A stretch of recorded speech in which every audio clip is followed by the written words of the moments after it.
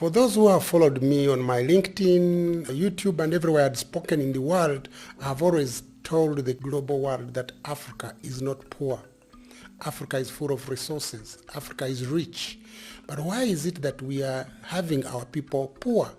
I've been in these villages in Zambia, deep in the villages. I found the lady, like the lady who's in the clip, a 90-year-old lady. Has been living in that area over 90 years. Even the first colonial mining was there, but she has never benefited. She has nothing. The land around her, it has never seen any hole. They can't even put a hole because the land is dry. They don't have hope to even put a corn and let it grow because there is no rain.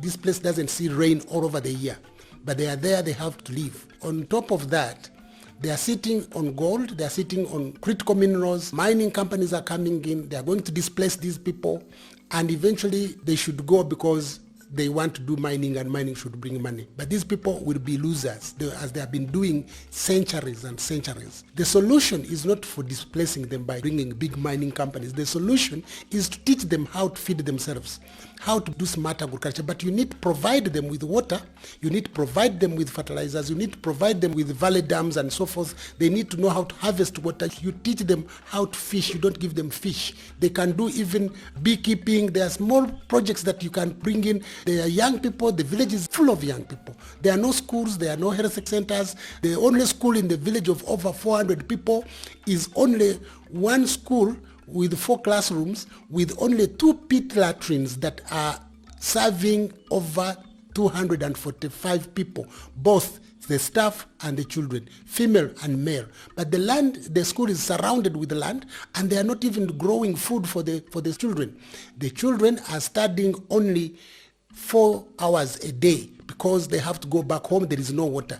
Only one borehole supplying the whole entire 300 people village. When it breaks down, they can go without water until it is repaired. And they don't know how to repair it because they have to wait for someone to come. The teachers live only almost 20 miles away from the school. They have to live so many. There is no transport. They have no bicycles. There is just poverty amidst the plenty. There's a lot of land, a lot of resources. The schools are not studying. You have girls who have dropped out of the school. They can't go to school. They are just in the villages and they have no hope.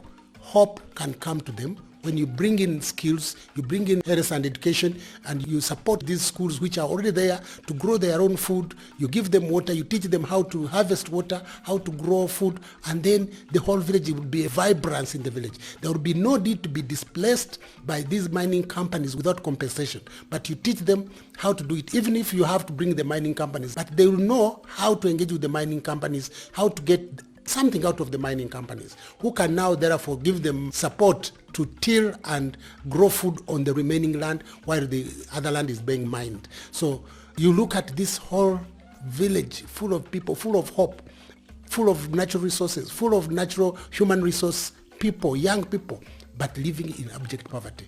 Solution is not to displace them for giving multinational corporations. Solution is working with them and also teaching the young ones who are going into the mining to mine responsibly, giving them technology so they have sustainable activities.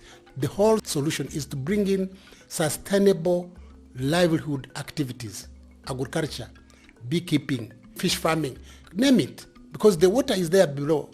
But it has to be brought onto the surface and give people that hope they deserve.